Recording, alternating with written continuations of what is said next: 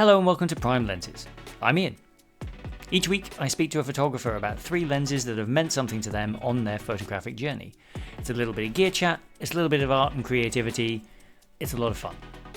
My guest this week is Milan Swolfs, a photographer based in Belgium who shoots with Leica gear and creates images that are, otherworldly and other-timely.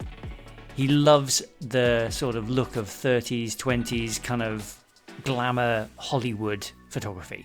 His images are kind of dreamy and swirly. It's not quite clear sometimes whether they were shot yesterday or 40 years ago, and I think that's the point. He was great fun to talk to. I hope you enjoy my conversation with Milan.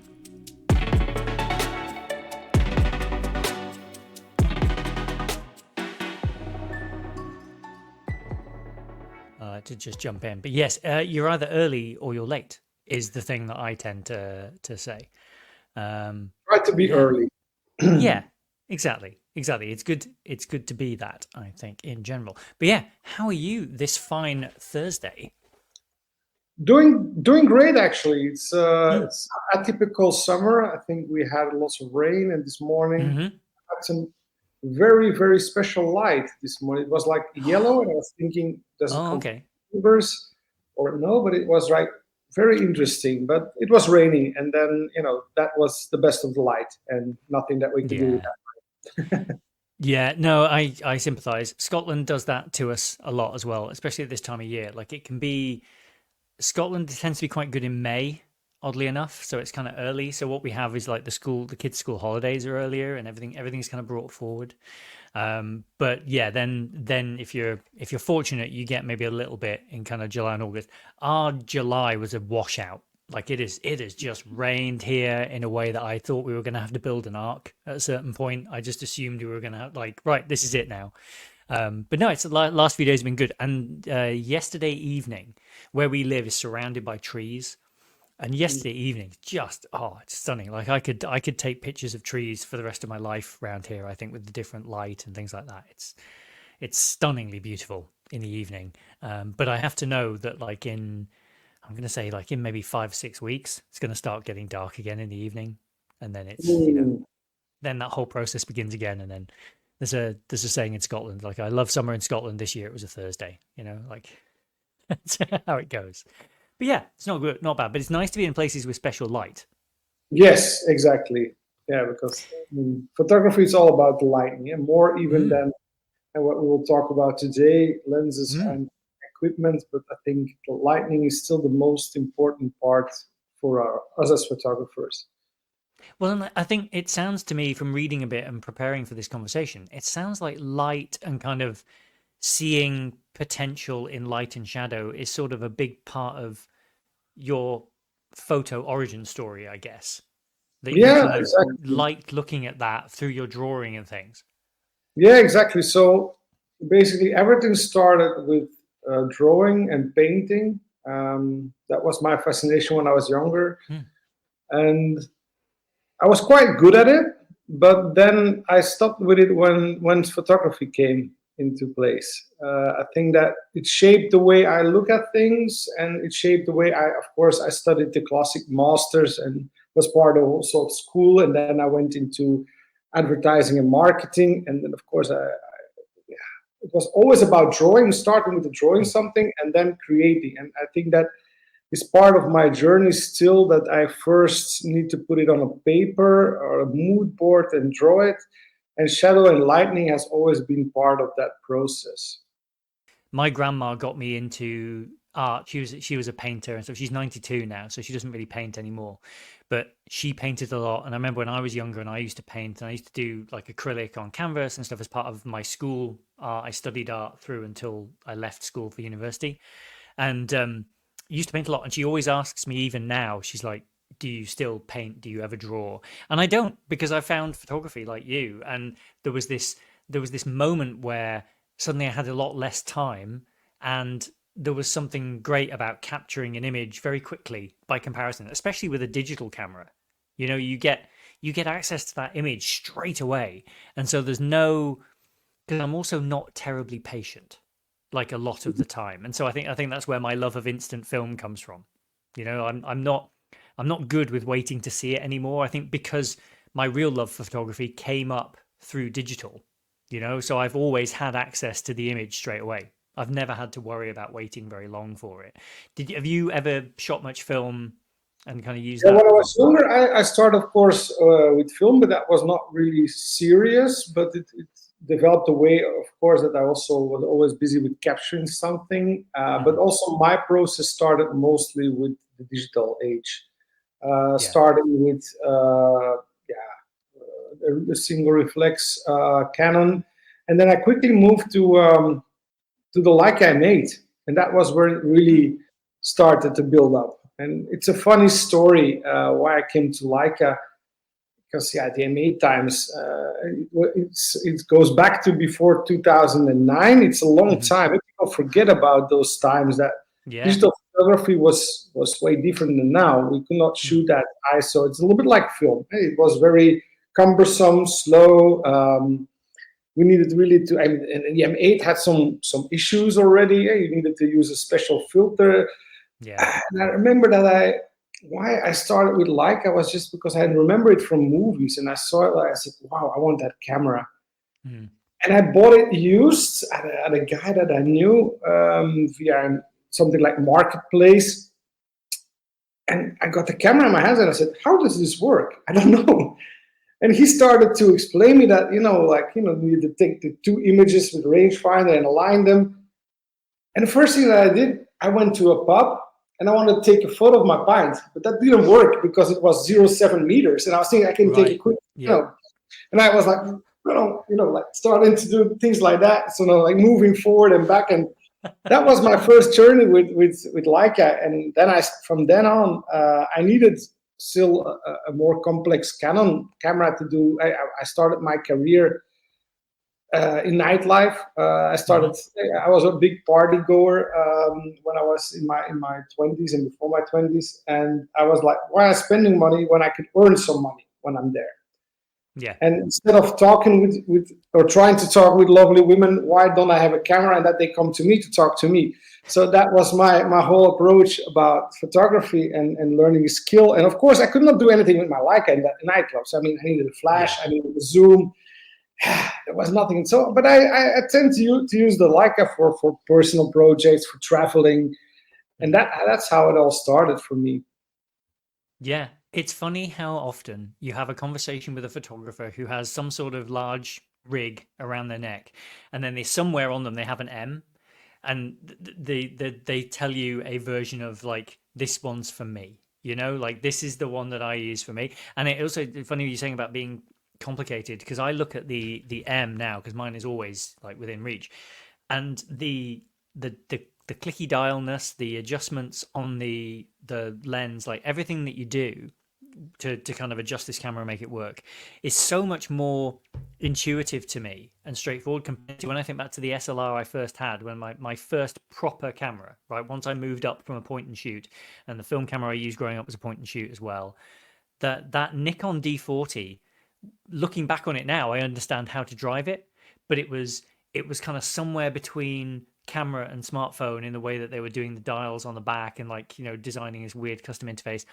And I think if you'd shot for years, you could sort of make sense of it, but it made no sense to me. Like I've only had my M for 2 years, really, just over, and I just wish I'd found it sooner. Because whether it had been a Leica rangefinder or whether it had been a Fuji or an X Pro or something like that, because that kind of connection physically to I turn this bit to do this, I turn this bit that's attached to do that, it just makes so much more sense. It's just so nice to drive, and to use in that environment. But I do have to say, I love your story about being in the nightclub and like, I can make some money doing this. Like, that's great. I think John Casco told me a similar story where he was like taking things to events. How long did you photograph events like that for then? Oh, for a long time. I think more than over 10 years. But it was the best decision in my life because I built a broad network of people that I know. It opened doors that I could never open, gave me access to people that I could not have access to. And that's how I built a whole network. And where I started to have also like, I want to do something more aesthetically, but still want to make some money with it. And that's how I turned from nightlife, clubs, clubbing, techno, loud music, Yeah. drugs, alcohol, everything around it. Sure. I moved on and focused on a niche which has also to do with events, but it's a big event organization here based in Antwerp back in the day, and they did all around gigs all over Europe. It was Yeah. totally different, no DJs or less DJs, but more brass bands, Parisian styles, 30s, 1930s, 40s, 50s themed parties. And that's how I really said, like, wow, this is aesthetically something completely different. This is something that I can use for a portfolio. This is something that I feel like it has a connection, like I went back to into a movie. Once you're there, even as a photographer, I was dressed always in a jacket. I wore, my hair very stylish, very always smart shoes.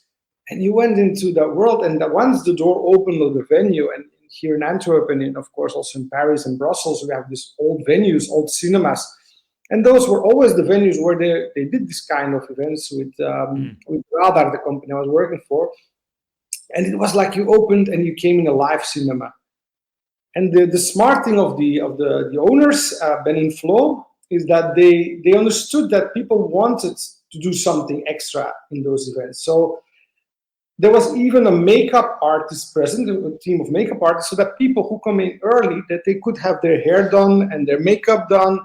So everybody looked smart. If you took a photo, it was like everything was staged. Like, this could not be that this is an event, because most event people dress up or different styles, but this was all so well programmed, like in like a total cost. And they had also, champagne ladies who were around, flapper dresses. Sometimes you really felt like in a movie, and that was amazing. And that's how I also came to, and that's still my I think my USP as in marketing terms, as a photographer, that I have access. And not only it started then with having access to locations, the models, people who had a certain look already, because the paid people who were there for the event to bring all the people into the joy, they had a look like, they were costed like, they had a specific look that you could not even replicate with makeup. And after a while you start chatting, you see those people backstage, you have access to them, and they trust you to take even photos when they're dressing up and everything, and they do fun things in the backstage, and they do these poses like they're like typical from back in the day. And that's how I built the network, and I got access to people who have vintage cars and locations. And I thought, well, that's my gift that I have that most photographers don't have. I can bring the right people together in a setting what nobody has access to. Yeah. I was going to ask, but I think it's probably obvious at this point. But it sounds like the style of your portfolio as well, and the kind of work you are making, would make your portfolio stand out as well. Because photographers, you often talk to photographers who are confused as to why they've been hired for a certain job, right? Like you can, if you were in my office right now, you could take a really good photograph of me, but it's not in keeping with everything you do. Like, it's just sort of, so what? And it's funny, whereas you have created a niche for yourself, an area for yourself to work in. That's like, look at this, sort of like these conversations. Like, it's a little bit unusual. It's a little bit different, and it stands out. Because when I was looking at your work, I also noticed like there's a very specific texture to a lot of like, especially a lot of the outdoor stuff. Like, you're shooting. It looks like you're shooting at like 5.6 f8, like around that, like, and there's a lot of texture and detail. It's really rich. You've got these great people, these great looking people. Like you say, they do look like, they'd be alongside Cary Grant in a movie or something like that, or something out of a Hitchcock. Like, is that what when you're scouting locations, do you kind of think of it in those terms now? Yeah, exactly. I mean, you can see a small glimpse, and of course for the listeners they cannot see, but the photo that is here in the back, one of my recent work. And of course I like to print because I like to see, to feel it. And often it's like you want something that has a specific tone, and that's also how I set up the lighting. I like, here there was a big door next to it, a door with some pillars, and I just put the light. I knew it would create a crazy shadows, and that's what I wanted. And then course, once you start playing with the shadows, like, okay, let's put you here that the shadow is not directly on the face or just where you want it. And that's what I like to do. And then you just position. And I'm very fortunate that most of the people I work with, they know how to pose and they know how. I don't need to give them too much. I give them my ideas. I bring them mostly a mood board. Yeah. And that's everything. Then they know what I see, that I know exactly where I want to have them. The shadow that the lady has here in the back is done on purpose, of course, to bring again that kind of mood that you want. But I think that's what really that's what I wanted to do. Actually, my work is to see for something that looks cinematic, like stills from a movie, and that's always what I'm looking for. Like, tell a story, not because street photographers are great at telling a story, but for me, it's all staged, right? But we need something different than what most people do, than just, like you said, take a nice photo, because most people can take a nice portrait, but it makes the difference to do something that people say, was it taken yesterday? Was it taken 40 years ago? Yeah. And you told me, hey, you will talk still with Torsten, and he has a very good view about this. He says, a photo must be something that is timeless, that captures a certain moment of today, but it could also be captured 40, 50, 60 years ago. And that's because those images, and you see them also in awards, and why lots of the great photos were taken so many years ago, because there were no smartphones, there were no Teslas driving around, there were no computers in the back. Yeah, it was all classic. It had this filmic look, and now everybody's talk about the filmic look, because why? Yeah. Because it brings them back some kind of Roman time. They want to think back about back in the old days, and that's what people want to see. And that's if you need to be a niche photographer, I think, to really stand out. Yeah, I completely agree. I think I spoke to Torsten a while ago. His episode goes up this weekend. Wonderful. I've kind of pre-apologized to listeners for the fact that, like, we talked for ages, so it's like it's an hour and 40 long. I'm sorry and not sorry, because listening to him talk is loads of fun. Like, he's a really interesting guy, so that'll be a good one that goes up soon. But no, you're right. I think this in a world of plenty where we live now, I think some of that romance for older things, older cameras, older film stocks, I think we're seeking a bit of scarcity and a bit of that specialness again, because I think, as you say, phones are actually really good. Like, they're really capable cameras. They do a lot for someone who just wants to snap a moment, capture a memory or whatever, and the quality is very good. And if you look at, like, big news events, so a silly example, but Robert Downey Jr. got announced at Comic-Con this week as he's going to play Doctor Doom in a future Marvel film, right?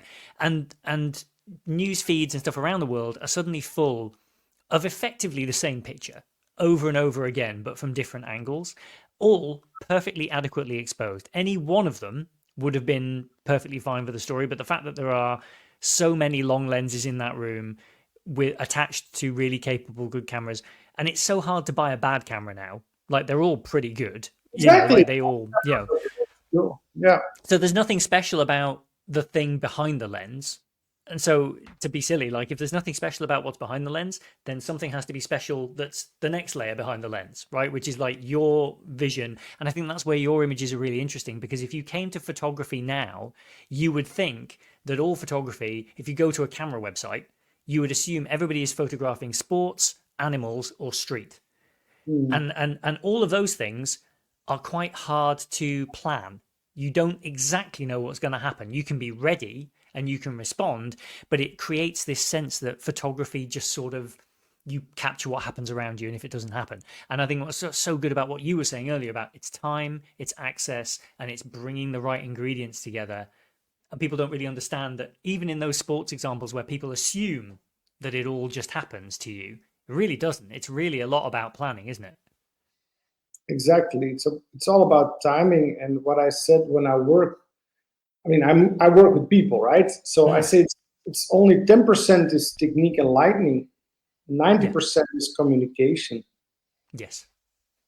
It's communication and building a bond with the person that you're capturing, because in one way or another, it's like people give you certain trust, and it's up to you not to break it. Yeah. It's up to you also to fulfill that trust and to bring something nice. If I take your portrait, you have a certain idea about me, but in the end, you also want to deliver to see, wow, this is who I am. And this is shot in a very nice way. And that's the best compliment that a photographer can get, that, that you capture somebody in the nicest way. Or even people always say like, they say, I'm not good at film, or, I'm not good in the photo. No, when I see the people I sometimes approach to say, hey, I think that we could do something together. They always have something about them, something that is, mostly it's women, but because man, it's more difficult to get a man who wants to be in front of the camera and also who has a certain look which fits my style. It's much more difficult. But of course, I'm always open to do. But that's what I want to say. It's all about communication and building that trust, and all the rest. Yeah, that works out, but it's from the beginning that you need to build that communication and you need to build that trust, and then all things go well. But it's just that's the key of good portrait photography, in my opinion. Yeah, I think it's going back to your movie references. I think it's why there's so few iconic leading men and leading ladies from that sort of period of history of cinema. I was going to ask, do you have a favorite Hitchcock? Because I feel like everyone probably does. A Rear Window, I think. Yes, well, and there's a nice camera connection. That's good. Yeah, exactly. Yeah. And also because it's so subtle, it's like almost theater. Hey, the setting, but still, it's very visually very appealing. It's like everything was set out very nice, and it feels a little fake, but still, it's pleasant fake. Yes, and that's remarkable about it. Well, I think there's something. I mean, obviously, there's the performances are tremendous in it, and the staging is very good. And like you say, it's very very play-like in that way because it mostly takes place in that one. He's looking through the window, right? So you're mostly seeing. We are kind of removed. But I think there's also a quality of the color cinema film that they used at the time.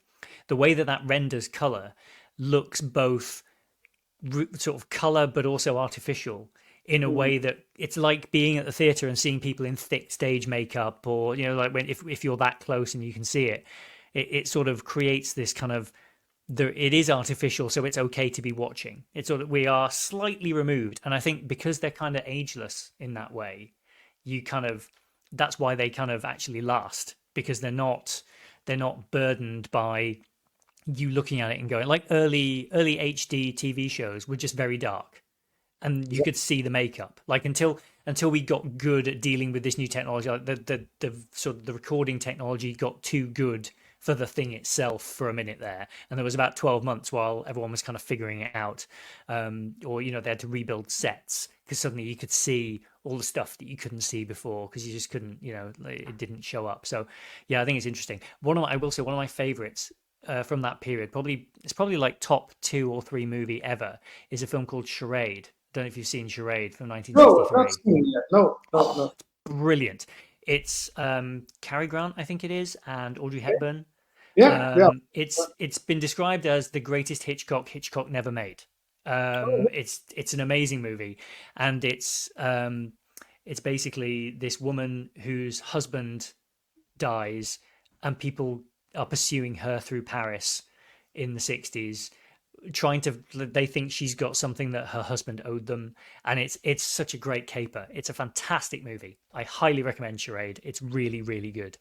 I'll add it to my list. That's something, and I think that we as photographers look differently at movies or series as a whole. And now more and more we're looking how it is done versus shot because we are overwhelmed by everything what's coming. And like I saw Ripley. The series all in black and white. Like I think that was done brilliantly. I think that almost every shot was like it could be a still. Yeah, no, it's amazing. Yeah, really great movie. Well, that's probably movies and movie production is a nice jumping off point to lens number 1. From you. Which of your 3 do you want to talk about first? Because I've got an order here, but we can approach them in any order. No, you can pick one. I have them here behind, I think, if you're correct. Oh, brilliant. Well, let's go with the Noctilux first, because Noctilux, the 50 1.2, is Yes. one of those lenses that a lot of people, very rarely do people get their hands on it. So it's quite an exciting one to talk about. Yeah, exactly. I didn't bring the original one Mm. because it's not at my home at the moment. But Hmm. this is, of course, the reproduction by Leica. And I think Mm. why I picked this lens is because, of course, it started the noctile evolution. It was all about Mm. fast lenses, 1960s. So it started, and now it, of course, has become, the original one has become very, very expensive. It's a cult, it's collectible. Mm. So, like I did a smart move of reintroducing this one. And funny thing is that I did a marketing campaign for Leica when they launched Mm. this lens. So some of the photos that I sent you were also from the shoots that I did with the reissue of the 1.2. What I particularly like about this lens is, of course, the vintage glow, not so sharp, but also how it renders the backgrounds. It's very small because most noctiluxes are very big and very Mm. heavy. So this is the lightest, the smallest noctilux. So yeah, I really love that lens, and Mm. yeah, it has a very circular eye, so it renders very round shaped. Sometimes a little bit cat eye if you stop it down a little bit, but it has a certain look that you cannot reproduce in post. Yeah. Yeah. Of And if you course, can do all as the much in the body as possible, right? Like that's the yes, key. yeah, and for me, it also again because I always look for lenses which give a certain look. Mm. Doesn't need to be the 35 or 50 APO, although I have them. Hmm. I prefer to have a lens that gives a certain look. It's not for everyday use. It's not for everybody's taste, but it's also part of the palette that makes the photos stand out from the rest of the people who shot with it. Yeah. Yeah. No, we found this. I found this recently. So my stepdad is a recurring character on the show, and he recently has finally picked up a Leica for the first time, and it's wonderful seeing him just enjoy the what you get out of the body of this thing. Because I think again, the internet is filled with conversations telling you how you can use this preset pack and this thing here and take a raw image and just convert it and da da da. And I'm sure you could get close enough that it's hard to tell the difference, and that's fine. But equally, if you can pick up a camera and have it just do for you what you want in the moment, rather than having to do stuff later, then just go and use the thing that will give you what you want. Right? Because especially if you're doing it for your job, you know, if you have a shoot, you have a client, and you're doing something for for Leica or for a light or your light partners or whoever it is, it's so much better to get it in camera and get it because people can sense in authenticity, can't they? That you can just tell when you deliver those images. I mean, presumably you have that with that lens that people look at it and just go, "Wow," because you just don't see that every day. Yeah, exactly. And also, the thing is that if you still take a photo of somebody, not for the professional world, but just from somebody who doesn't know about camera and photo, it's always like, wow, how did you do that? You know, because Yeah. people are used on phone shots, so they're used on everything sharp, and now of course there is this portrait mode. Hmm. But it's still not the same. People can see that No. difference, and they're like, wow, that makes a difference between big tele zoom lenses. Yeah, it's very strange to have such a small lens to create such Yeah. a shallow depth of field. It's still remarkable for a lot of people. And we take this as normal. Certainly in the bourgeoisie, everybody talks about 1.2 and 0.95 and fast this and fast. Yeah. But for a lot of people, it's still very, very something, yeah, that not unusual. It's something that they Mm. don't see a look and something. How did you do that? And it's part, of Yeah. course, of the lens. It creates a certain look. Yeah, but it's part of the joy of photography as well, I think, is that one of the things that's endlessly fascinating is looking at someone's work and going, how did they do that? Like, how did they thinking about the tools and like it's because it's one thing to imagine it, but then it's another thing to kind of make it and to make it a reality. And one thing I like to ask photographers who do create stuff that's got like your work that's like got a real look and a kind of flair to it. Like, do you make the time for yourself to kind of practice to sort of work these things out and to find your method and to find your process, or does it come quite organically as you're doing work, your kind of your style is evolving alongside the project? To be quite fair, is what is the most difficult thing for me. Tomorrow I have a big production. So what is the most difficult thing is open my cabinet or my safe and decide what material should I take. Mm. What should I bring? Which kind of style? And often I bring way too much that is useful, and I shoot sometimes the whole set with one lens just because it goes well. Why choose a why change a winning team? And often what I do is when I take my time for productions, like we see here, and often the space is big enough, so I have the freedom. I don't need a zoom lens. I can come closer, and sometimes it's not worth the hassle to change a lens. And once you feel like it's going so well, what I often do is take two bodies with me that I can just quickly change from. But even though I'm a 50 guy, so often I shoot with 50 millimeters, and sometimes I even take two bodies with 250s. Right. Yeah. It can be sometimes, but I see in 50, and that's the way that I sometimes approach things. That I go a little bit closer, a little bit further, and so that's the most difficult thing, is always to choose which lenses and what should I bring. And then lightning, I always overpack with lightning. And the same there. Sometimes I feel like the simple setup, I always build up. But I start with one light, second light, is it still necessary? Oh no, or we can. So I always believe in simplicity first. Also to give myself a kind of a comfortable feeling.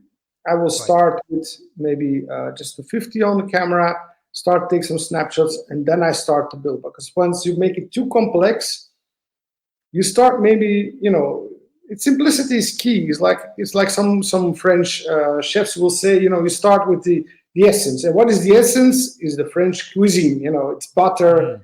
You need to make mayonnaise. You need to know first the basics before you start to make it complex. And what I see with a lot of photographers, they walk around with a big lens, with a flash, and they make it too complex. While sometimes the simplicity is not about, hey, we don't need a zoom lens.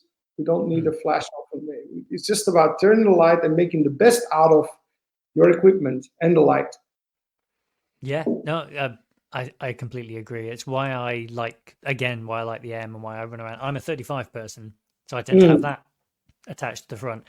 But it's whichever way you see the world, and then make it work. And limitations like close focus, if you can only go down to 70 centimeters, well, that's fine. Like you, I have sat in pubs and restaurants leaning back to be able to get that focus and to get that. But I feel like it's funny. I've been talking to someone recently online about autofocus. I'm not sure I can go back now, because although there are shots that I probably miss in the moment, like things that are fast moving, the other side is also true, is I don't know that I trust the system to definitely get it right. Like now that I'm looking for it, and when I go back in photos that I made in the past with cameras with autofocus, I didn't always hit it, but I wasn't looking. That's the thing, is I just accepted what I got. Whereas when you're manually driving it, it's all you. It's all on you to either get it or not.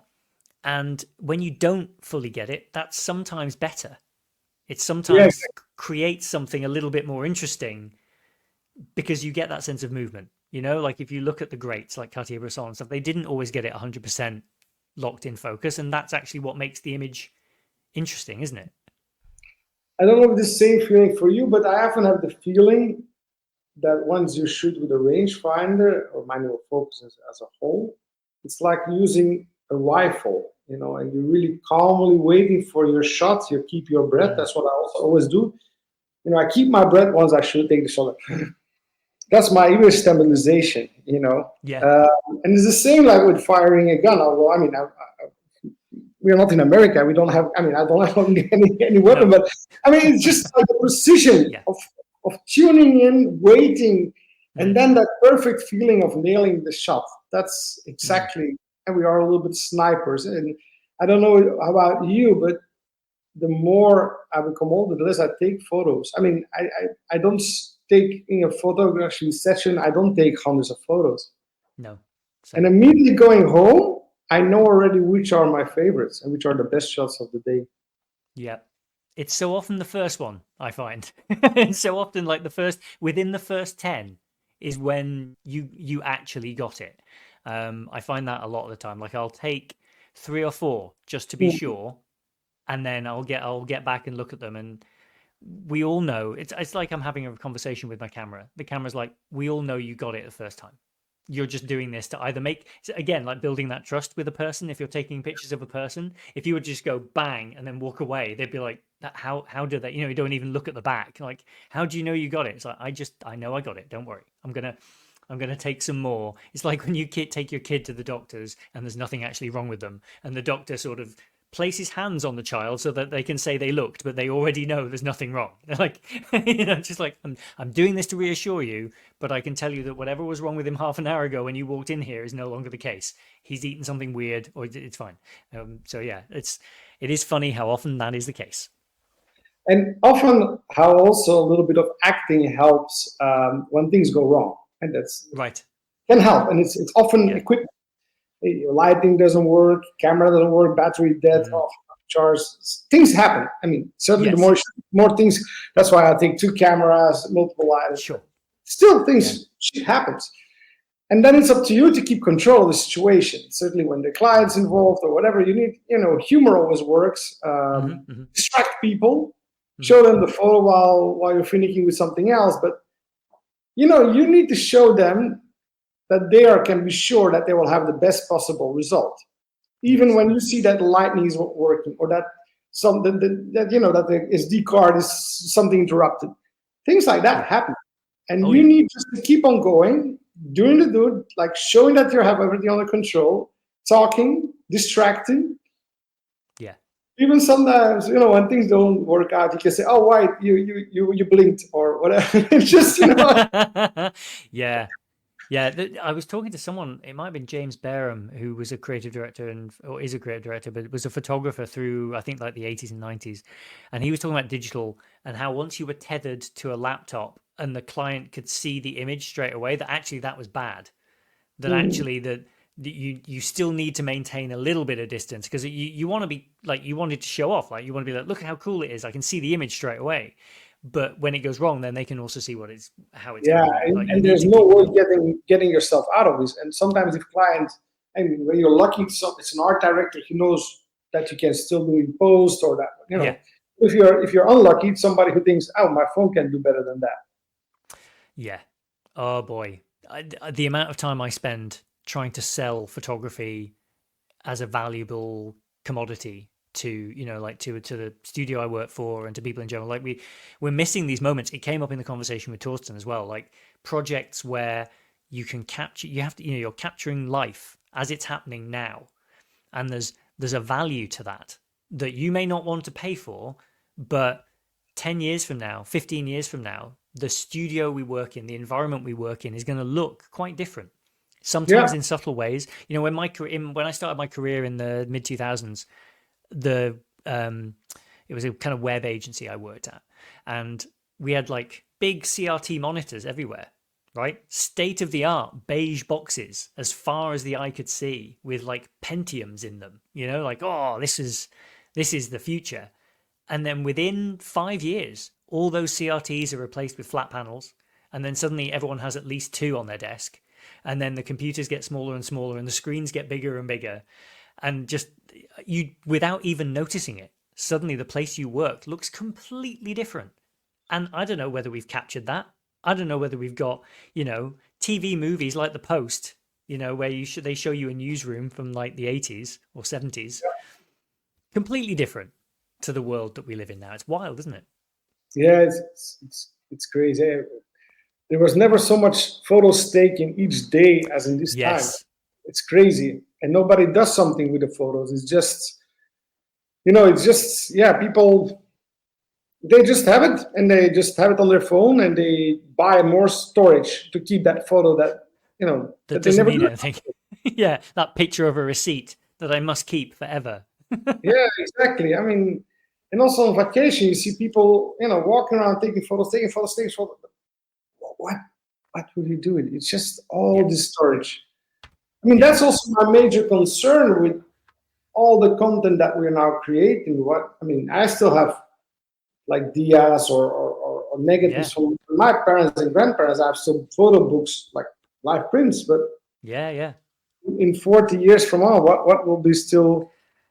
They Yeah, found this box with SD cards from you and me. well, assuming they can even open them, right? Like it's like Yeah, PDFs and things like that. I mean, I've got loads of instant pictures cluttering up my desk, everywhere, like Polaroids and Instax and like fun little moments.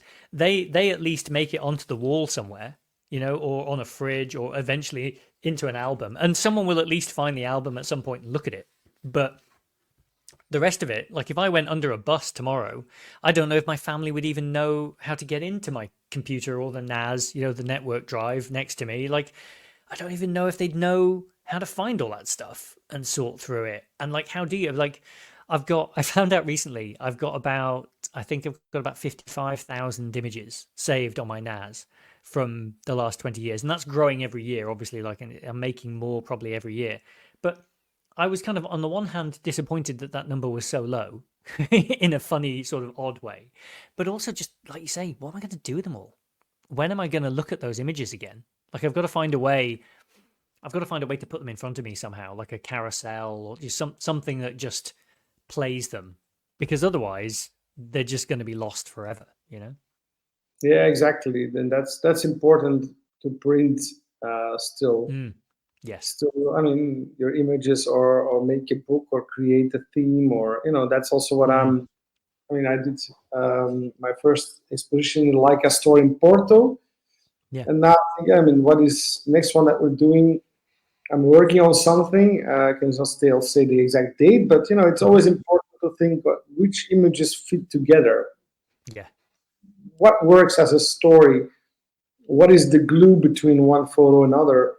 But then at least it gives you a way to look back on the images that you create. Yeah. And after a while, some of them still fit in your portfolio, and others that you say, That's why I think the biggest downfall of being in a niche like I am, you go on a holiday, of course you can also take nice photos there, but where does it fit in? Yeah. It doesn't I fit was in. gonna. Well, no, that's just what it made me think when you started saying that. Is like, how do you feel a bit trapped by the niche you're in, or do you see that you can still? Because you've got to think of your body of work, or maybe you're able to disconnect from it and go, well, these are images I took. Dan Milner talks about this, like, document your family by all means, but that's not the same as the work you're making when you're at work. Can you Yeah, compartmentalize like that? yeah. I mean, when I do things that I do for my niche, I really work on a team. I work it out everything in detail. It's a big process of technique and also editing and finalization. Hmm. So for me, when I go on a trip or I do daily photos, I still use my M's or my other Leica cameras.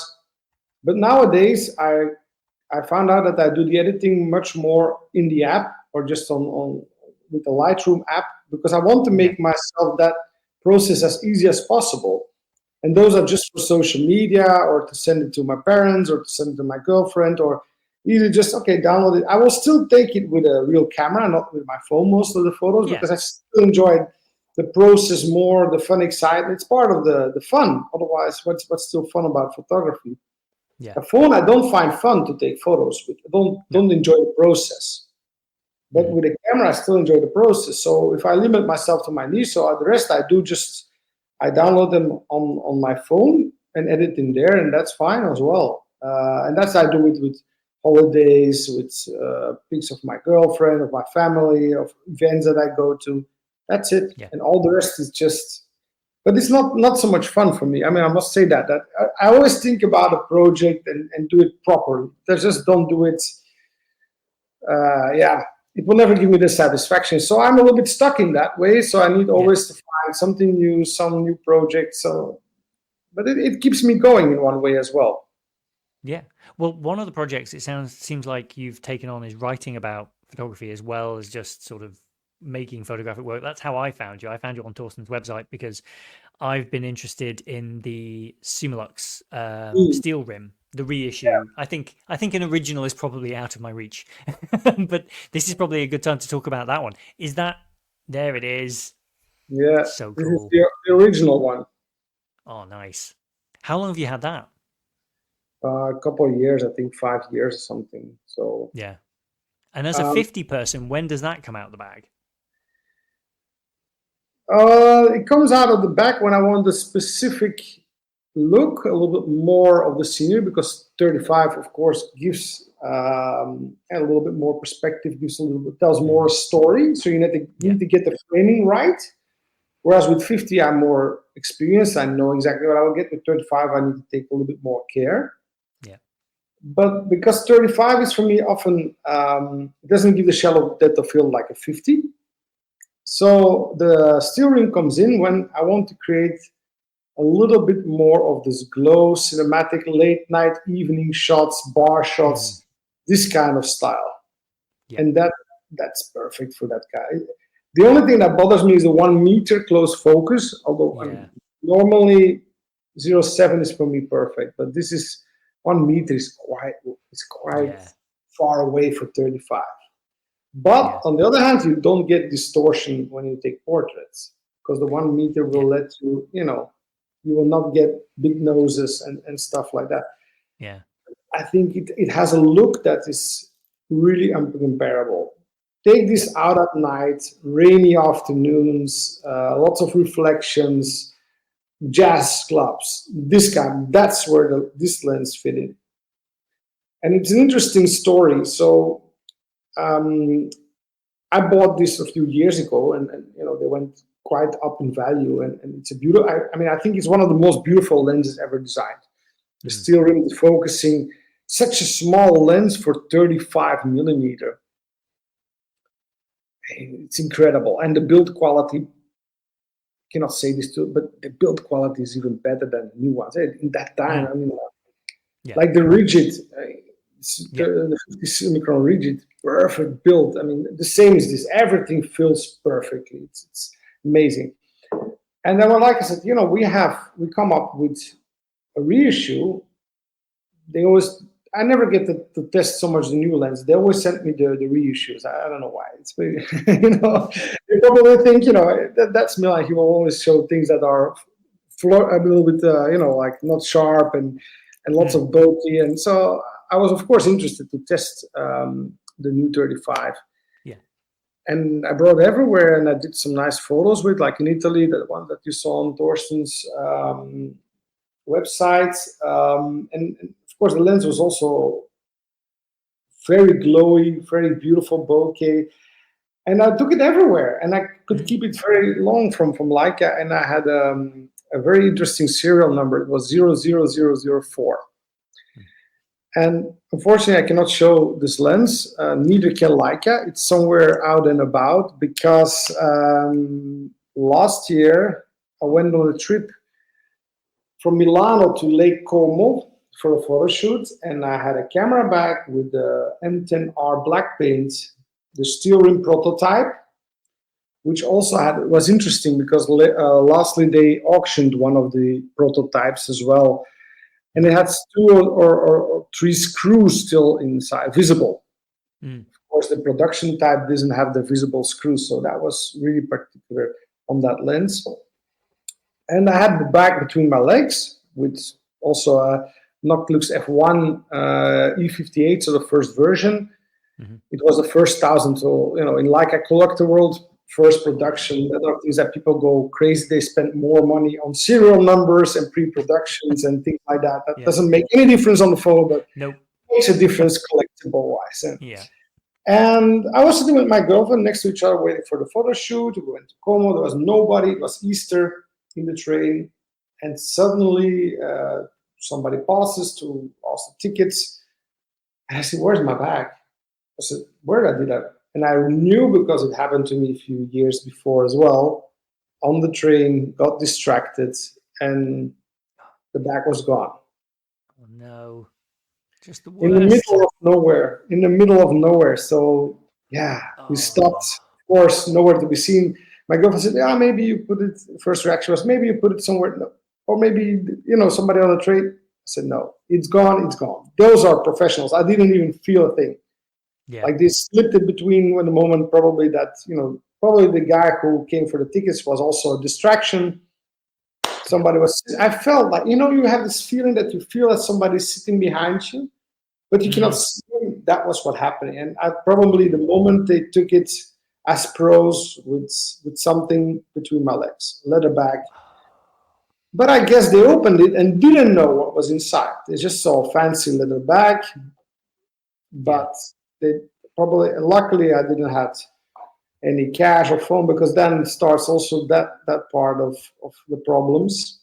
Yeah. So we were stopped in the middle of nowhere, didn't manage to reach even Lake Como. Need to get out, ask somebody to drive us to the Carabinieri where we need to wait. Only thing, when I came there, I was like, wow, this looks like in a movie, It was like, and the thing missing was a typewriter, Yeah. it was very old school guy, didn't speak any English. Luckily, I spoke a few words of Italian, but in that moment, you are still going through this, just realizing what happened.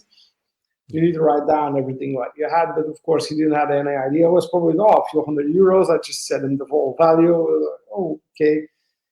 And then you need to go back, and you still need to spend some time in Milano. And I downloaded one photo of that trip, and that was it on my phone. And it was a cool photo. It was a typical Campari bar in Milano, where a guy with white shirt and I still have that photo, and that's also what I presented. I think I did for the Leica Society in Rome last year. They had a meeting, and I was one of the speakers, and I showed them that photo just to tell the story, because for me, that's the only photo that's still. Of course, there were also photos I did before, but that was the last photo taken with that combination and that lens. So it will always have a special place in my heart, that lens, because of that story. And not long ago, I bought the black version. Yeah. Limited black version. So so I one day also will buy again the original the reissue silver one. Just added the full steel correction. But yeah, it's a marvelous lens. I still enjoy that lens a lot for photos as well. It gives that glow, and you've seen it in the examples. There's one photo with a lady and a tiger, something like that. It's very glowing, in that way it still works a lot. So that's my story about that lens and why I selected it as well in the list. No, thank you for revisiting a painful memory though. It's a good story, even if it's a sad story. I had a similar experience once with pros in a place I was in London, and I'd done a friend of mine had just written a book called This Is Not an Atlas. And he had a game. This guy called Warren Hutchinson. And he and his friend had this project before digital cameras were really a big thing, where they would take photos of places, shops, or places that were called something world. And the rules of the game they used to play with each other was, if you saw somewhere, you had to have a camera with you, back when you didn't always have a camera with you, to take a photo of, like, this place, whether it was Disney World or whatever, but there was something world, and it was like they would tally up who'd got the most pictures of places called something world, and they put them together into a collection, into a book, and they called it This Is Not an Atlas, but it is about worlds. And I thought, that's really clever. It was really good. And we had a book launch at the studio I worked at the time, and I remember coming home from that. I had my work computer in my bag. I'm like 21. I'm going through London, and I stopped at Burger King for something to eat, and I put the bag between my legs, just like you, and then I looked up one moment, and suddenly the bag is gone. And in it is my digital camera, my first edition of their book signed, my work laptop, the whole thing. I'd been working in London like 5 minutes, and suddenly everything was gone. And I just, oh God, there's nothing like that feeling, that pit of stomach feeling where you just, oh no. And I could see there was a woman at the back of the restaurant with a hands-free kit on her phone, holding it close to her mouth and just sort of talking into it and stuff. And I was just like, yeah, you're the scout. And someone comes in. And at the time in London, they still had the Route Master buses where you could just hop on the back. And this was in Piccadilly Circus. So we were never going to see that stuff again, because they would just leave Burger King, hop on a bus, disappear, and that's it. It's like, where are they in London? Just heartbreaking. Yeah, and it's crazy. You ask yourself, because of the days later, I went to several, of course, Leica store in Italy. I already contacted Leica Italy. They already read the rumors, and there's a like a dealer with also other very nice stuff. It's called New Old Camera in Mm. Milano, and I also went to them, and they had it already in a list. Like Yeah. they have a whole No. section on their website with stolen items. Yeah, it's sad to hear, right? That now it's not only Mm. watches, but also, I mean, Leicas are targeted, and not just. I mean, because Mm. I felt that I was followed from the station, maybe afterwards seeing it. But Yeah. it's just gear, Yeah. and also Yeah. now it doesn't hurt me anymore. I mean, in the beginning it was a little bit like, okay, it's pity because of the f1 lens and the lens, of course, that belonged to Leica. Hmm. Pity, but it's just gear. They cannot take your Yes. talent. But it just makes you wonder. Traveling in Europe, Yeah. uh, be careful in all the major Oh yeah. cities, and Yeah. have Yeah. your Yeah. every time take your bag with you, put your wrap your foot around it, never be careful enough. But it's just a sign that maybe when you go to visit some big touristy cities, just bring a phone or a simple camera, and yeah, forget about all the gear that Yeah. in the end doesn't make it more happy. It just Yes. Yeah. Yeah. Yeah. No, exactly. I mean, it's a good version of the story, right? But it just the gear went. It's not like they held you up. You didn't get mugged for it. It just went, and you're like, oh yeah, yeah, and that also you sucks. move on, because I mean Yeah. it's just gear, like I said, and it makes you of course wonder. Um, yeah, it makes you wonder that do you need every time all your gear to take nice memories? Maybe not, but Yeah. it's of course it's not your fault. It's other people's fault. Yeah. Well, so briefly, because you also touched on at the beginning of that story that the 35 was also a good one for late nights, which kind of takes you back to your Mhm. roots and back to your kind of origin of shooting stuff. Mm, Do you know Agostino Perone, the cocktail barman type? I mean, I don't know what the word is, mixologist, maybe. mixologist. He is kind of super duper pro London based. Okay. Um, Maker of incredible cocktails, but also an M shooter.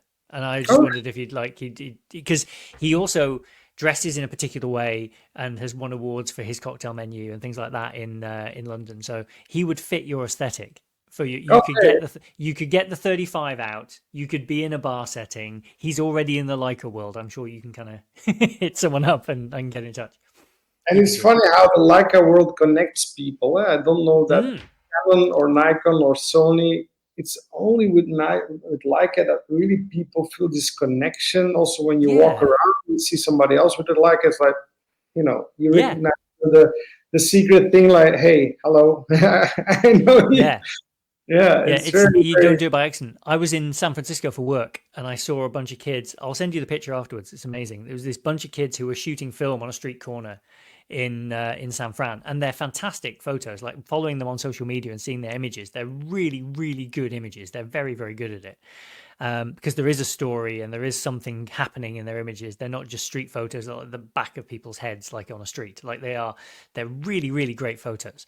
And I got this picture of them, and it was I've been in meetings and I stumbled upon them and noticed their camera. And we had a little moment together. And do you know what? They said the same thing to me about travel. They were like, "Yeah, keep that under your jacket.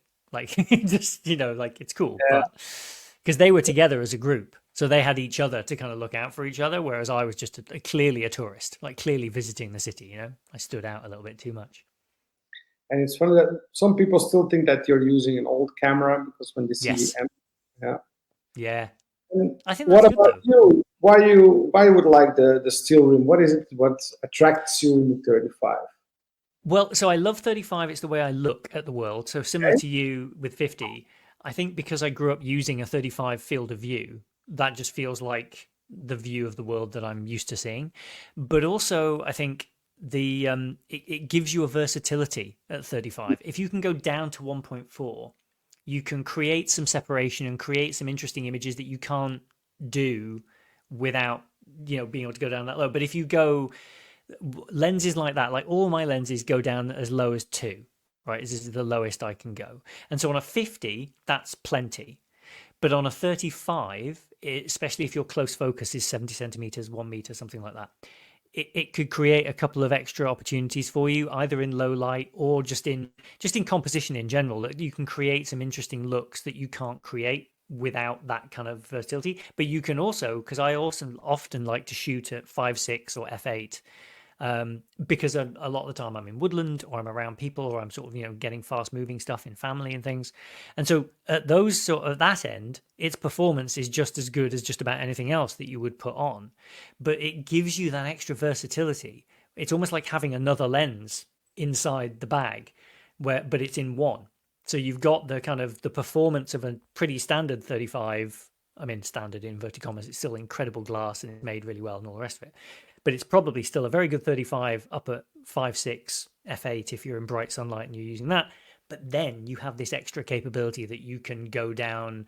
So the project I'm working on where I want to go and photograph people making games in situ, right, in the environment where there's a bunch of clutter and a bunch of stuff. If I'm going to isolate an individual or something or their hands or there's some detail I want to isolate, I'm going to be able to do that at 1.4 in a way without having to go into the bag, get something else out.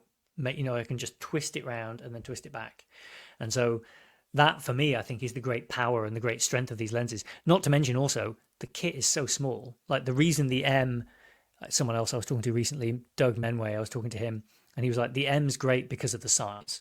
Like irrespective of which version you have, the size of that and the size of the lenses, it's the same reason people love the Fuji X Pro, right? Like its size to performance is spot on. If the Leica M only in inverted commas, if it only had like a 24 megapixel APS-C sensor in it, it would still be an incredible camera system because of the size of the lenses and because of the way that they treat colors and things like that. So I set mine to 36 most of the time, my M11, because I think it makes slightly nicer images. I'm not sure why, pixel binning and science or something. I just think they look a bit, I think the M10 images were really, really nice. And I think the 36 on the 11 kind of gets me back to that. And if I underexpose a little bit. So yeah, that for me is why the steel rim is on my list. And I might do you will love it because it's such a small lens.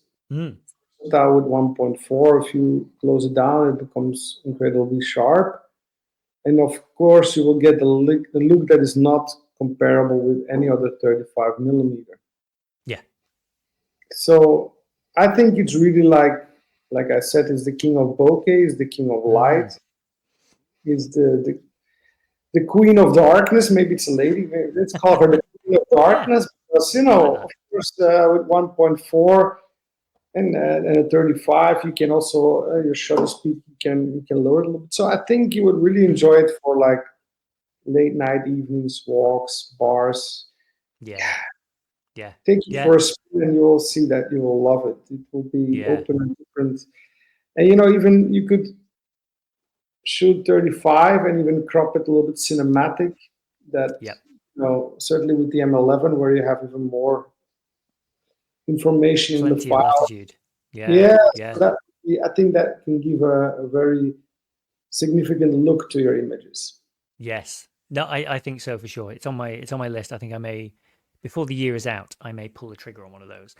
But that brings us nicely potentially onto your last one, which is a very different focal length to the other one we talked about. Talk to me about your 90.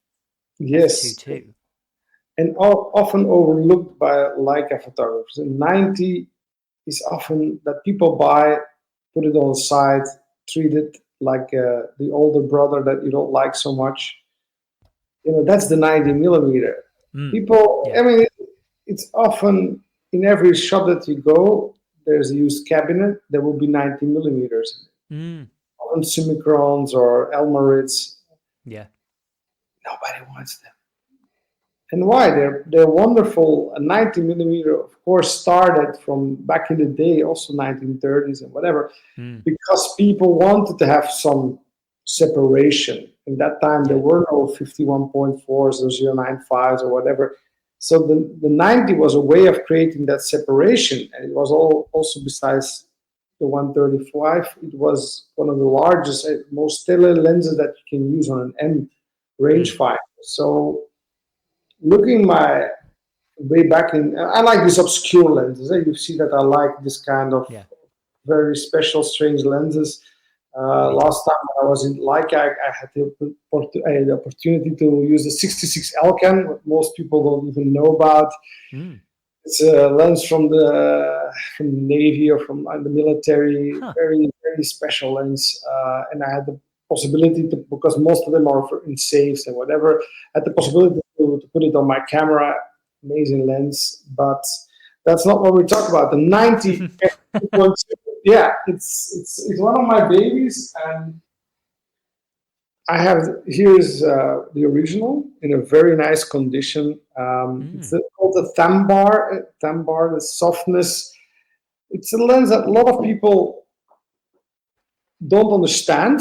They use it in a wrong way, but it just fits my portfolio. Not for everyday use, not for every look that I want, because otherwise it will be overused. It's a little bit, it goes a little bit in the direction of a gimmicky lens, Right. but I could not. I sold it once, and I could not go. I wanted to have it back because it's just such a special lens.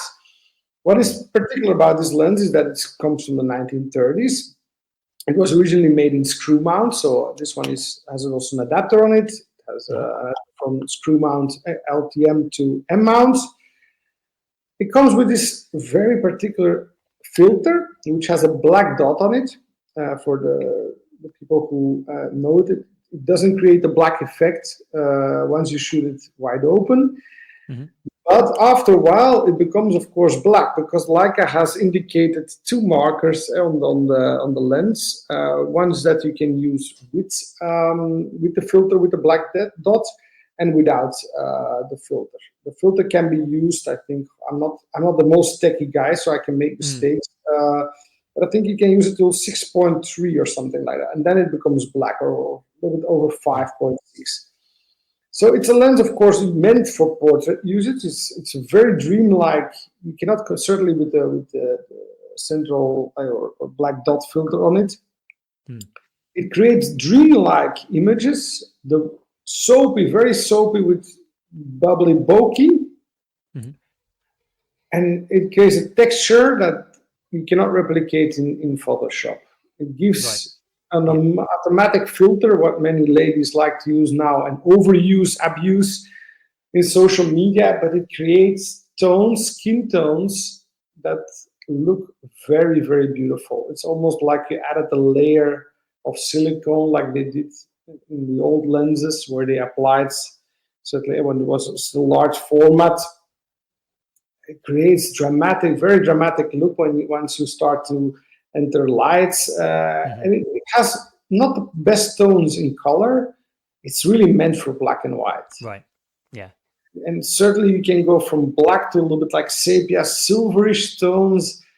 It will bring you back to really old Hollywood style, and it's a lens that I use only for that particular style. The ladies love it because it gives a look that's, there's no wrinkles, almost no blemishes, saves me a lot of time editing. Right. Yeah. Use it wide open, f2.2, you will rarely see anything sharp. So, I close it down, 3.4, f4, use it mostly on the monochrome M camera, and always in combination with lighting. And then it can create a certain look that is, you cannot create it with anything else. But many people, because Leica reissued that lens as well, it's now discontinued. So those who bought it in the original M mount, they have something also like a collectible. It came also with a leather pouch. I have the original leather pouch as well. It comes with a very particular hood, beautiful case. I mean, very black paint. So a lot of people crave like a black paint. This is really black painted finish, and the lens is it's not too heavy. It's full brass, as you can see. It's a remarkable lens. I think there is nothing in this world designed like this. It looks really particular, and it's just a lens that I sometimes bring when I say like, oh, the right moment is there. I have another good friend who has one, and he uses it for flowers. So completely something different. Can create literally almost like Monet or something, like one of the painters. This kind of style. It can really bring out like a pastel colors, like somebody with a brush went through it. So I always compare. I say my lenses are my paint. Like a painter uses a brush. For me, this Yep. is a certain look. It's a brush. Yeah. Oh no, I love that. And like you, I like the unloved, the undervalued lenses are some of my favorites because I feel like I've found something a little bit special, and it's quite exciting to share that with someone and go, "Oh, look at this one. It's really good. You're all missing this one." Yeah. Well, that's on the list now too. But yeah, it's looks tremendous. And you're right, it does have this kind of very like you're going to have to put that on a tripod, really. Like you're not this isn't like a handheld. This is a very particular lens for a specific purpose. It looks gorgeous. Have you Yeah. used it before? Have you seen it in person? No, I have a 90. I have the 90 Voigtlander because I Okay. really like actually how that renders. It's like it's very sharp in the middle, but creates a nice separation. It's a I say only it's a 2.8, Okay. but tremendous lens. Really really good. Really great for kind of. It's small enough that you can use it handheld, and it has that kind of it creates nice portraits. I've used it a lot for that, like very low on distortion, really nice and sharp, and yeah, just and great with available light as well. Like good in because everything I do is available light. I don't really do anything that's lit. That's kind of one of the things I need to learn is how to use lights and how to kind of set that up and create scenes in a way because I want to learn it. It's something I've never really done. So yeah, but I'm with you. Like the 90 lens especially with the M system, they're so small. Why wouldn't you have one in your bag just in case? You know, just to have that option, I guess. Yeah, I think often people tend to use the combination 28, 50, 90 as a Hmm. kit. Yep, Maybe 35, no, 28, 35, 75, something like that. yep, yep. That's like some people tend to use a kit, but as I'm not one of those people, I just use, I never take a kit. I just see, okay, tomorrow I will take this, I will take that. Yeah, And now I'm thinking about because always I said the most difficult is to take lenses for tomorrow. I will bring this one. I think now you got me talking about it. yeah. Oh, good. Overlooked, and it's something that I should take out not too often because otherwise, yeah, you'll get bored of the look probably, Yes. or it's maybe just me. I'm a little bit too scared that it has a too particular look that it will Hmm. overused. I will get bored of it, and I will sell Yeah. it to you with a loss maybe or. Well, if you're ever getting rid, let me know. I'll have a little look around, see if there's any in the UK that I can get hold of. But yes, if not, I think a trip to Antwerp and a coffee Yeah, um, yeah, yeah. is in the offing. Feel free to come. Even not the. I mean, it's not nothing is for sale. What I told today, just for. Yeah, but I let always people use the lenses that I have. Mm, Of course, not the very special things, but most of yeah. it. What I talked today, it's more than happy for to come to Antwerp and to use it. Yeah. Oh, nice. Well, that's probably a lovely note to end on.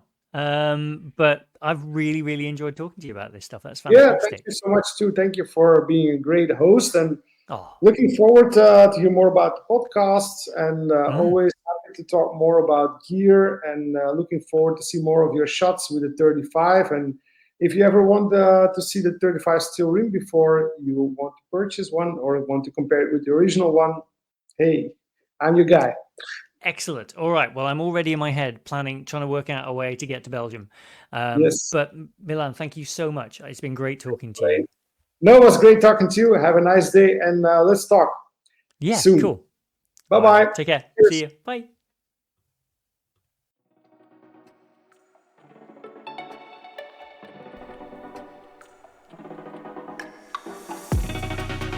Thanks, Milan. I haven't yet ordered a steel rim or booked a flight to Antwerp, but if I do, you will be the first person I tell. If you enjoyed the show, you can rate and review us on Apple Podcasts or Spotify or wherever you listen to your podcasts, and that will really help other people to find the show. You can also subscribe to the newsletter every week, which comes out on a Wednesday.